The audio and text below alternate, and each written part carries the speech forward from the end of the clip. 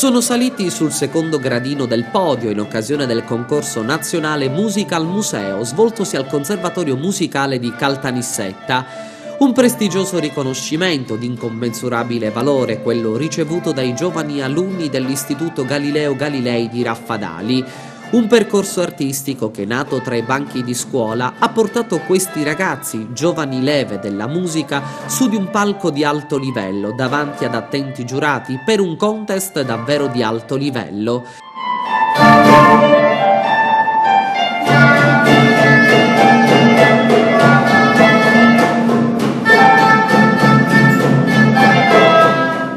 I giovani delle classi prima e seconda media dell'indirizzo musicale hanno proposto alla commissione artistica esaminatrice del concorso nazionale una composizione inedita scritta dal maestro Giuseppe Porretta, che tra l'altro li ha diretti durante la loro performance. I ragazzi che hanno composto l'ensemble sono stati in totale 9, all'oboe Salvatore Gazziano, ai flauti Martina Frenda, Carmelo Murena, Andrei Gregovic ed Erika Di Caro, alle chitarre Baldassarre Galvano e Sofia Tarallo, alle percussioni Laura Oliva ed al pianoforte Salvatore Milisenda. Grande soddisfazione ha espresso il dirigente scolastico dell'Istituto Galileo Galilei di Raffadali, Maria Luisa Romano, per la quale tale eccellente risultato rappresenta motivo di orgoglio in primis per la scuola, ma soprattutto funge da input per gli allievi che vedono in questa iniziativa nuovi stimoli di crescita artistica. Un lavoro sinergico portato in scena sotto il coordinamento del vicepreside Salvatore Camilleri e del maestro Giuseppe Porretta,